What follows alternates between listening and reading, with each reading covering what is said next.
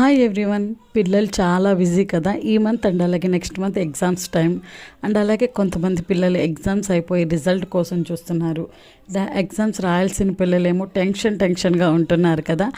పిల్లలుగా వాళ్ళకి ఎంత టెన్షన్ ఉంటుందో పేరెంట్స్గా మనకి ఇంకా డబుల్ టెన్షన్ ఉంటుంది. వాళ్ళు మంచి ర్యాంక్తో పాస్ అవ్వాలని చెప్పి వాళ్ళకి అన్నీ చెప్తూ ఉంటాం కదా ఎలా అయినా పేరెంట్స్గా మనం.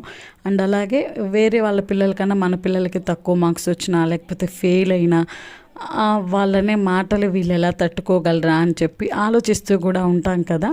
కొన్నిసార్లు టంగ్ లూజ్ కూడా అవుతాము వాళ్ళ విషయంలో. ఒక చిన్న స్టోరీ అనేది మీకు చెప్దామని చెప్పి నేను అనుకుంటున్నాను. ఇద్దరు పేరెంట్స్ ఉన్నారనమాట. ఒకళ్ళ పేరెంట్స్ వాళ్ళ పిల్లోడేమో నేను ఎగ్జామ్సే రాయను, కాలేజ్కి వెళ్ళను అని చెప్పి మధ్యలోనే క్విట్ అయిపోతాడు. ఇంకో పేరెంట్ వాళ్ళ పిల్లోడేమో ఎగ్జామ్స్ రాస్తాడు, ఫెయిల్ అయిపోతాడు అనమాట.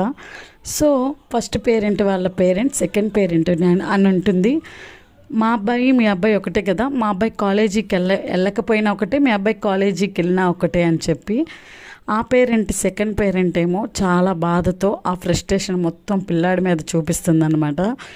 సో ఒక్క నిమిషం ఆలోచించండి, ఆ పిల్లోడు ఈ పిల్లోడు ఒకటే ఎలా అవుతాడు? ఐఎమ్ క్విట్ అని వదిలేసిన వాడు ఒక్కటే ఎప్పటికీ అవ్వలేరు కదా.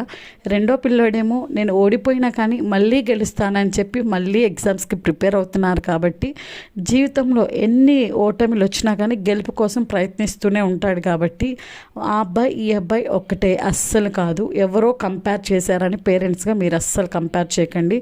పిల్లల విషయంలో చాలా జాగ్రత్తగా ఉండండి.